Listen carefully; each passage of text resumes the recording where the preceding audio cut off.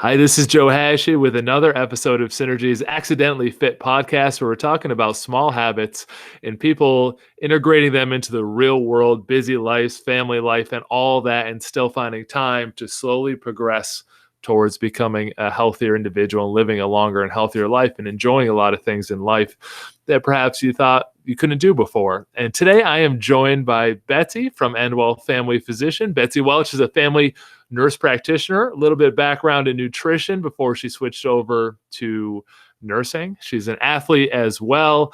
We were just talking hiking before we got on. And did you say triathlon or triathlete? I see the 13.1 behind you on the. Oh yeah, that's all of our stickers up there. Yeah, I've done a half Ironman as well. Half Ironman and a fairly new mother at 9 months, 9-month-old son, Lachlan. So we were just bantering a little bit. But part of this interesting part of doing these are we assume that because I own fitness studios or because you work in a health field, the assumption is like, hey, things will come easy. And that's not always true when you're always so busy. We're all in this kind of together. We have busy professions, we have busy family lives, and we're all trying to figure this out. It doesn't come that easy, but Betsy has 3 tips to help us stay on the straight and narrow. Would that be fair to say? I think so. Yeah, Or does it come easy to you? I don't want to put words in your mouth. No. So that's one of my other tips. And like you and Teresa were talking about with the last podcast, giving yourself some grace and kind of setting some small goals. So I'll talk about that a little bit more with my tips. So the theme I wanted to go with was an upward trajectory. It feels like over the past, it's almost 10, 11 months now that we've kind of just been kind of on a downward trajectory of the pandemic and just everything just kind of being up in the air. So I kind of wanted to go with the theme of up, kind of some upward mobility here. So my first tip is to spice it up.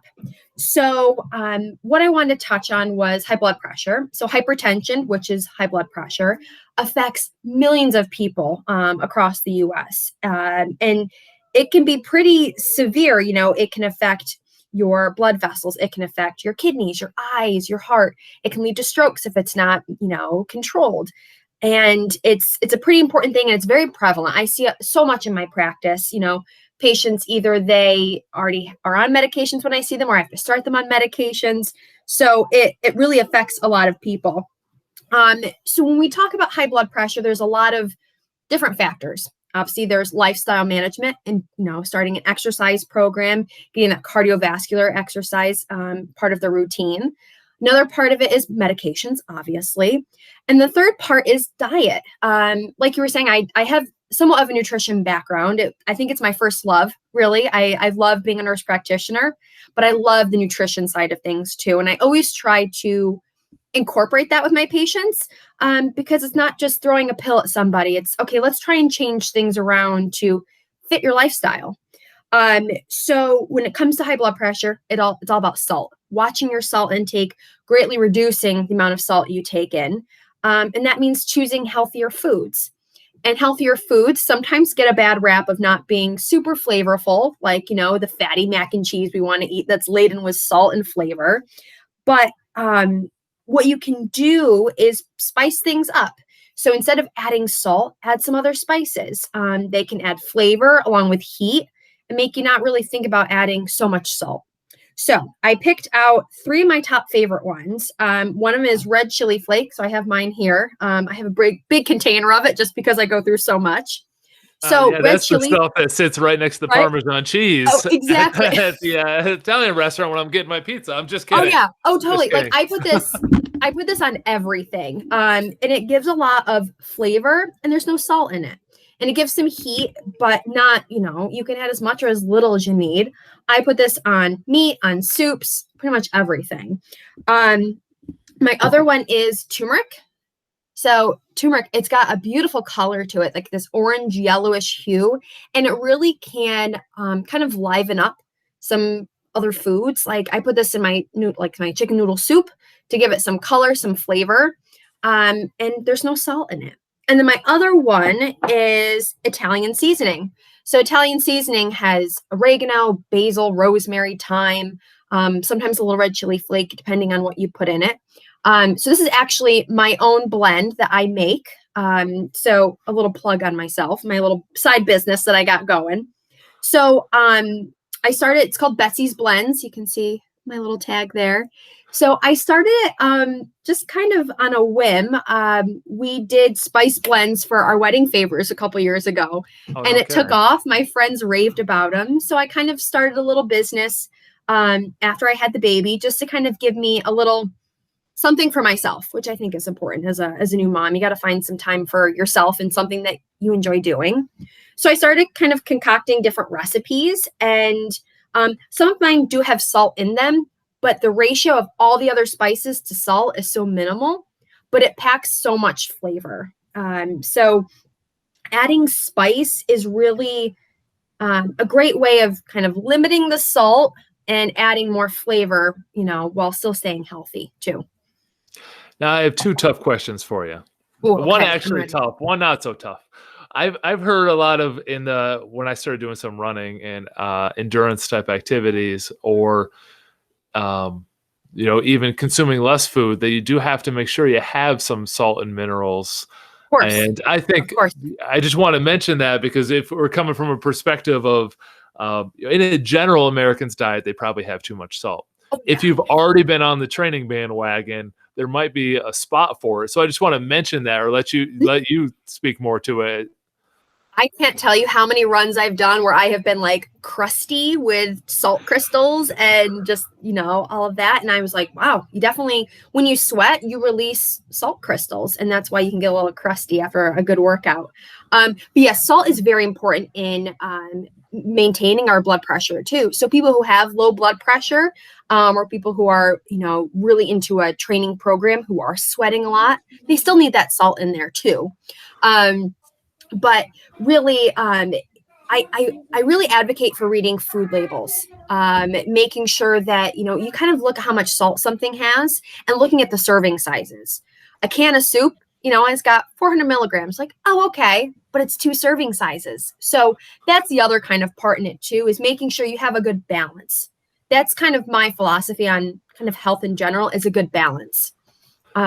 So pretty much endurance athletes, we live on salt. When I was doing my half Ironman, I pretty much ate all the salty foods that I could, potato chips and all of that. And I, had as much salt as I could possibly take in because I was sweating so much. So that's a good point. It's a very good point to make. And now I'm thinking a lot of spice questions, because I've been down this road a little bit, and I'm certainly not an expert on it. So I'm glad you are on today, Betsy. Are all salts created equal? I got table salt. I got the pink Himalayan fancy salt. And I got my wife even found fancier salt somehow. It's, whatever's most expensive, she'll get it. So yeah, there's flake salt. There's like lots sea of different salt. kinds. Yeah. Yep, we have a garlic salt that we use, that we got from Wegmans a while ago. So basically, salt is made up of 2 components, sodium and chloride. That makes up, all the type of salts we have. You have your kosher salt, you have your iodized salt, which has some iodine in it. That's your typical table salt. So they're pretty much, they all do the same thing. Just some are a little more fancier and more expensive than others. Usually have a couple of kinds in my pantry, just because they can add a certain amount of almost like if I add it to like a dish where it's not cooked, it can add a little bit of a crunch and kind of a good punch of saltiness. Okay, well, I appreciate you tackling that question, because it's you see them all up there, and I think some say they have more mineral. It's tough in the food world to differentiate between what's marketing to get you to buy more, and what's Right. marketing with some. Right. Marketing isn't bad, but that's on point to what you need. It's like, Swedish Fish say low fat food on them to try to get you to buy more. Probably not something you want to be a health food nut over, or if you're, hammering a bunch of granola bars and you're not an active person, it's, they try to frame it as healthy. Yeah. So we try to decode this for people as best as possible. I completely agree. And I tell a lot of my patients, fat is not a complete enemy to us. There's always, obviously there's good fats and bad fats. And it's, it's hard being in, a busy practice, trying to really help people and trying to kind of say, okay, this is the nutrition stuff you got to think about too. I try and cram as much as I can into my patient's brain, especially when they come in with high cholesterol or high blood pressure. But I'm a big fan of a lot of things in moderation. If I feel like if we deny ourselves a whole lot of stuff, we tend to fall off the bandwagon a little bit and overindulge. But I think there's small little changes you can make by saying, okay, instead of adding a tablespoon of salt like this recipe calls for, I'll add maybe a teaspoon. So that's a third of the salt, and add some chili flake or add some other spice, some garlic powder, onion powder, and you still get a good flavor from it. Last So spice question. I do enjoy the that's salt. I fine. do like the red pepper flakes. I am going to personally add some red pepper shaker at the Good. house to have it available. I don't know why I never do, because we do a lot of like chicken breasts and stuff, and we use That'd be perfect. a huge consumer of Frank's Red Hot, and I Yep. get a similar effect with using the spice. My last question: in the fitness industry, we hear a lot about cinnamon because they're looking for. I believe they say it helps regulate insulin. I don't know what the minimum effective dose is for that, if it's too much to actually consume or not. But do you have any recommendations on that? Because we do have a number of people who like to put it in like oatmeal as a different spice than something that provides heat. I love cinnamon. I use cinnamon on everything. I even give it to my son. I, make my own baby food and all of that because I don't have enough time as it is. So I add a lot of cinnamon to a lot of things. It's actually I have a blend too that's a dessert blend, and it's mainly cinnamon. And I put that cinnamon rolls, oatmeal, any kind of cobbler or crisp, things like that. And it adds some flavor that you can kind of take out a little bit of some that sugar too. But yeah, so cinnamon, the other tough thing is a lot of the stuff isn't regulated by the FDA. So you can't really say, yep, this is the exact amount you need to help reduce your blood sugars. So it's great to have kind of in your toolbox for lowering your blood sugars down. But yeah, I've heard the same thing. That's like turmeric is anti-inflammatory. A lot of my patients take turmeric supplements. The same with garlic. Garlic has an antibacterial kind of property to it as well. My son just walked in. It's a recording podcast, is doing busy family stuff. Does yeah, like a little tug on the ear.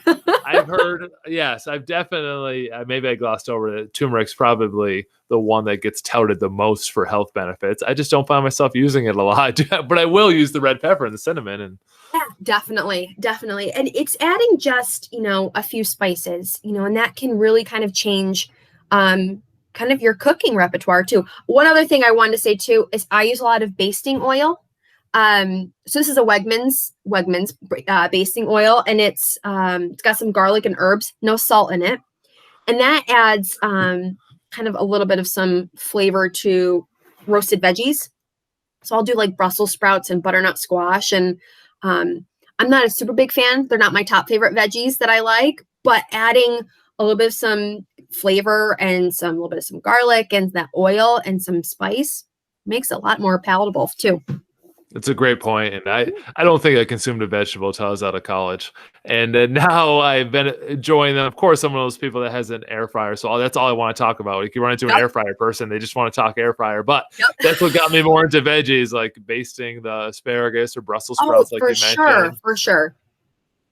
I went through when I was just had my son, you're kind of in that delirious state for a good couple of months, and there was times I said to my husband, I'm like, did I have a vegetable today? He's like, I have no idea it is, so I don't know. I completely get that. And that was an amazing first one. Like if people could stop the podcast now, they shouldn't, but they can get enough value out of this free podcast by just listening to that first tip. And I'm going to add some red pepper flakes myself, but let's move on to the second one. Do it. So my second tip is so we had spice it up, and the second tip is to show up. Working out is hard. So before I had my son, I was working out 6 or 7 days a week. I ran a marathon when I was pregnant. So I was very much like a go-getter athletic type of person. And then when I had my son, it kind of just disappeared. And I had these wonderful delusions of grandeur that I was going to be, working out as soon as I got the go ahead, and that, not so much. But I think it's still important to show up and show up for yourself. As a mom, it's so hard to find the time. We kind of throw ourselves, even as a parent in general, we kind of throw ourselves down at the low end of the totem pole and we say, okay, I'll get to myself when I can. And you blink and months go by and you're like, wow, I haven't really done anything and I've gained weight or I haven't exercised or I'm not eating well. And I think the most important thing we can do for our families and for our kids is to show up for ourselves.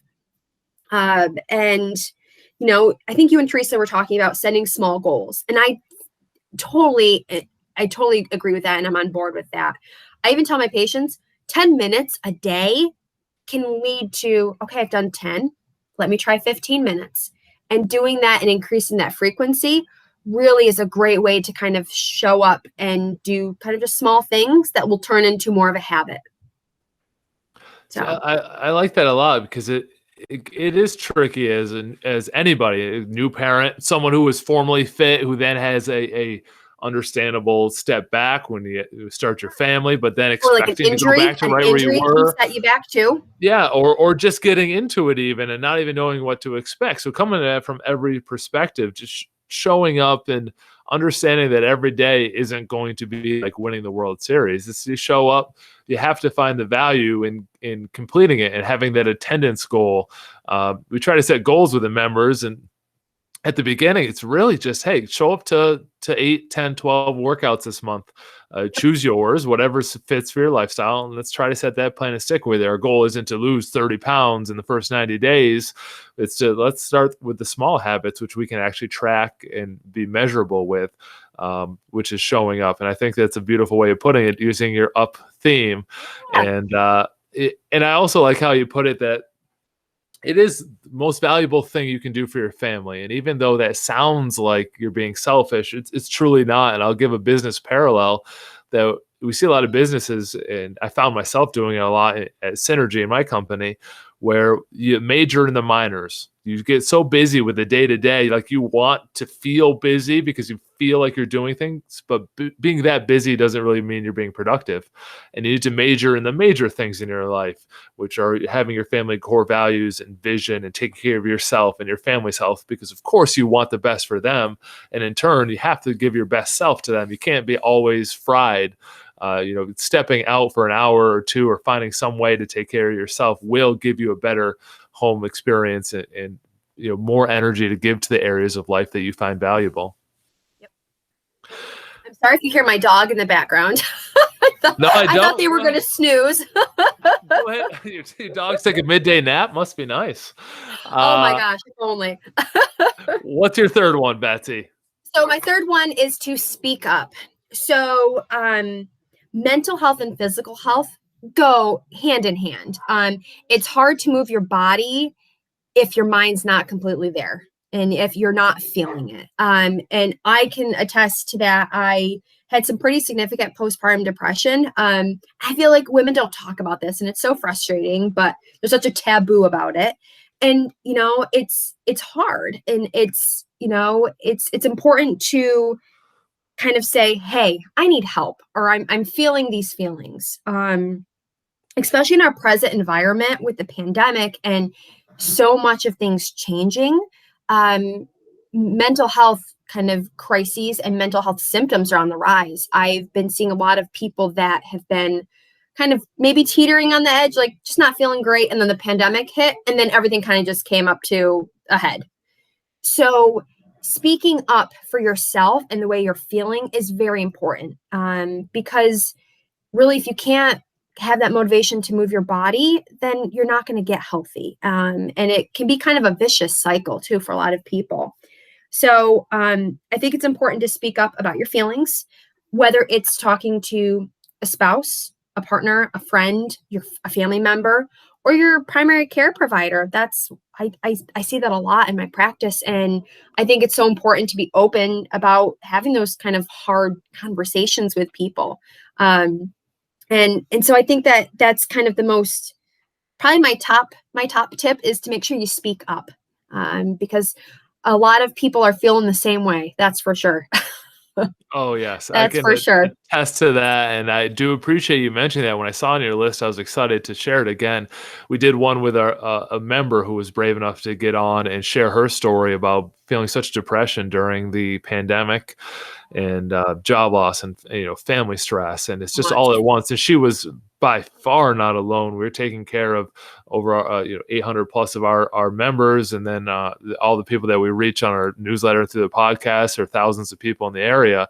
And mental health was a top priority, far above the physical health. Like, we use physical health as a vehicle to have them feel like they're part of a community, whether it's virtual, doing like virtual workouts, commenting on them, joking on them. Like, just being locked in their home as social creatures was so hard on for sure. so many people. And I mean, I felt that way too, when, we basically stayed home from, when I had my son in May, we were home from till like September. We didn't really go anywhere, and all the races that I'm usually going to were canceled. So it could be very isolating, especially if you're a single person too.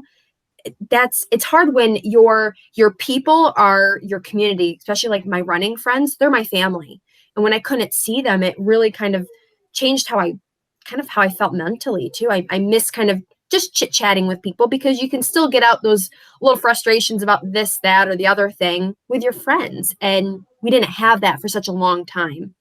Thankfully, a lot has changed with, doing virtual stuff, and still kind of seeing people at a distance. So I think that that's helping. And I'm hoping that by the summertime, things will be hopefully getting back to somewhat normal. I would love that. Yes, for my own sanity too.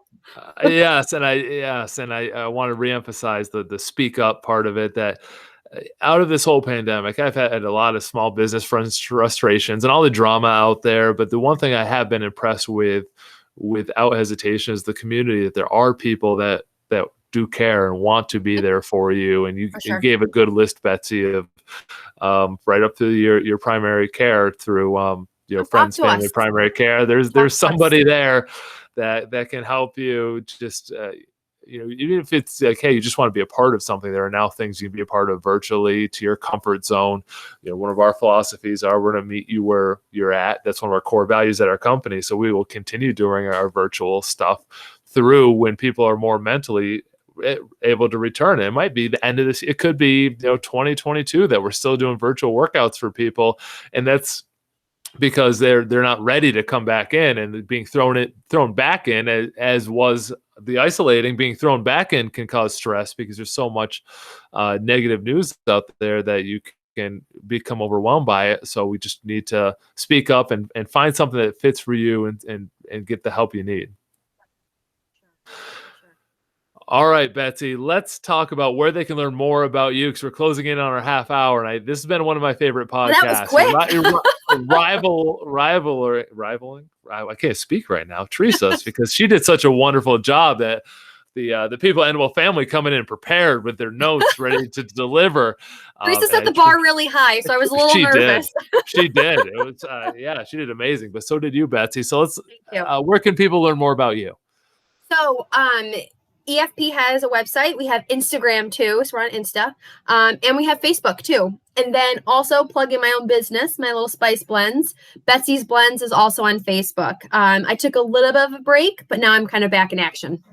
Good. I'm going to order some, probably just the dessert one, but it's really good. You can put it on anything. It's really, really good. For my oats. So Betsy, thank you so much for your time. Make sure you check out Endwell Family. Make sure you check out Betsy's Blends on Facebook. Did I get that right? Yep, I want to make sure we have a lot of members who will be asking about it. So I want to make sure I get it right. And if you're looking at our website, we'll make sure to put a link to it right around it. So Betsy, thank you so much. And just sit tight for a second. I'm going to do the closing, which is to thank all the listeners for hanging in to another episode of Synergy's Accidentally Fit podcast. Our goal is to give you some choices and some tips where you can apply them to your life. Don't try to do it all. Pick one or two and keep moving forward.